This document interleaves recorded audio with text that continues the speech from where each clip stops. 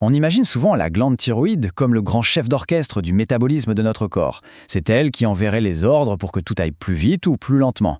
Mais et si le véritable centre de commande n'était pas la thyroïde elle-même? Et si c'était plutôt des millions de petits interrupteurs dispersés un peu partout dans notre corps? C'est ce qu'on va explorer ensemble. Oui, on a tendance à penser que la thyroïde décide de tout. Mais imaginez une seconde que l'hormone qu'elle produit en très grande quantité, la T4, ne soit en fait qu'un messager qui attend ses ordres, et que le vrai pouvoir de décision, il se trouve ailleurs, dans chaque recoin de notre organisme. Pour comprendre ça, il faut parler d'un concept clé, celui de prohormone. C'est quoi une prohormone? C'est tout simplement un précurseur, une hormone qui est, disons, en sommeil. Et la thyroxine, la fameuse T4, en est l'exemple parfait.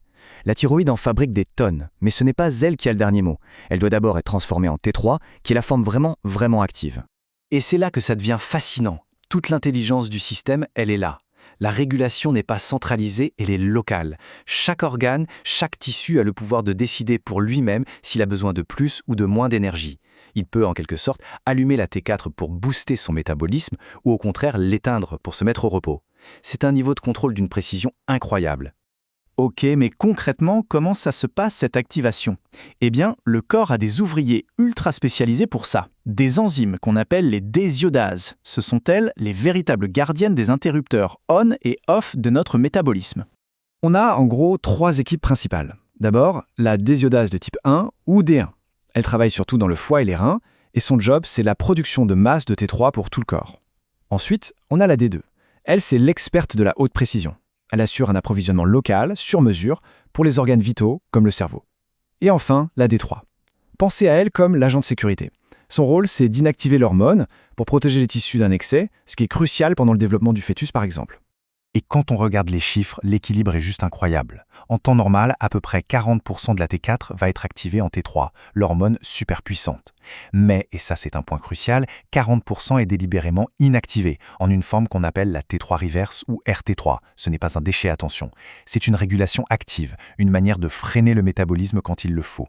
Le corps choisit donc activement de mettre de côté près de la moitié de ses messagers. Bon, notre messager est activé. Et maintenant, que se passe-t-il?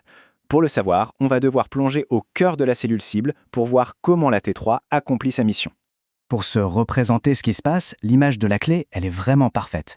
La T3 ne fait pas le travail elle-même. Non, son rôle, c'est de voyager jusqu'au noyau de la cellule, là où se trouve l'ADN, la bibliothèque génétique, et de donner l'ordre d'activer certains gènes bien spécifiques. C'est une hormone qui parle directement à nos gènes. Alors concrètement, comment ça marche? La T3, hop, elle entre dans le noyau de la cellule, et là, elle se fixe à son récepteur spécifique, le TR, qui est déjà placé sur l'ADN. Et c'est ce complexe, ce T3 récepteur, qui va agir comme un interrupteur et lancer la lecture des gènes. Ce qui est fou, c'est qu'en l'absence de T3, ce même récepteur bloque activement la lecture de ces gènes. La T3 arrive, et en gros, elle dit « c'est bon, on peut y aller, on lève les freins ». Et les conséquences de cette activation, elles sont énormes. Une fois que les gènes sont allumés, la cellule se met à fabriquer plein de nouvelles protéines. Le résultat? Boum, la consommation d'oxygène augmente, on produit de la chaleur, le cœur se met à battre plus vite et plus fort, en bref, c'est tout le métabolisme du corps qui passe à la vitesse supérieure. Ok, donc on a vu ce qui se passe au niveau local, dans la cellule. Mais qui supervise tout ça? Comment le corps s'assure que la production de T4 à la base est la bonne? Pour ça, il faut prendre un peu de hauteur et regarder le système de commande central, le grand thermostat de notre corps. Le mécanisme est super bien fait, c'est une vraie cascade de commandes.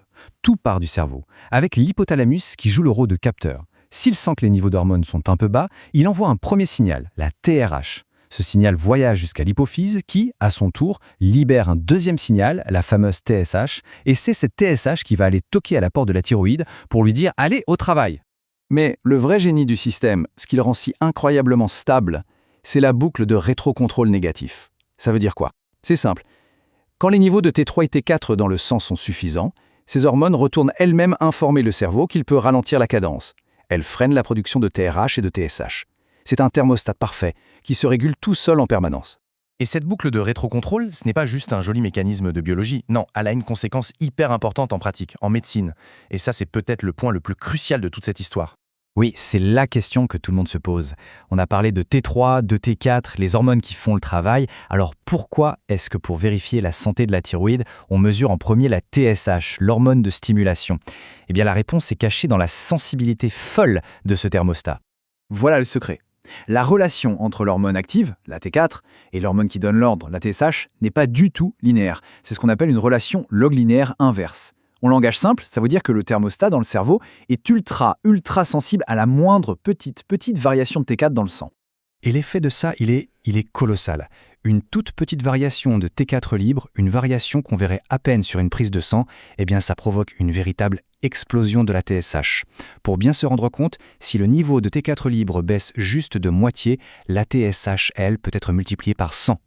Et voilà pourquoi c'est si important. La TSH est le tout premier signal à s'allumer, et de très loin. C'est elle qui sonne l'alarme bien avant que les niveaux de T4 ou de T3 ne sortent des normes. C'est pour ça qu'elle est le test de dépistage par excellence. C'est d'ailleurs parfaitement résumé par une de nos sources qui dit « La TSH est l'indicateur le plus précoce et le plus sensible d'un dysfonctionnement thyroïdien débutant. Ce n'est pas juste un paramètre parmi d'autres, c'est vraiment le signal d'alarme le plus fiable. » Alors, si on devait résumer tout ça en 3 points clés, ce serait ça. Premièrement, la T4 est une prohormone, c'est-à-dire un messager qui n'est activé qu'au niveau local, selon les besoins. Deuxièmement, tout ce système est géré par un thermostat central, l'axe TRH-TSH, d'une précision incroyable. Et troisièmement, cette précision extrême fait de la TSH le meilleur système d'alerte précoce que l'on ait. Et tout ça, ça nous laisse avec une réflexion assez fascinante, non ? Ce modèle biologique, qui combine une commande centrale avec une intelligence et une autonomie locale, c'est un design d'une efficacité redoutable. Et ça pousse à se demander, où est-ce qu'on retrouve ce modèle puissant ailleurs ? Dans notre corps, bien sûr, mais peut-être même au-delà, dans nos propres systèmes d'organisation. C'est une question qui mérite d'être posée.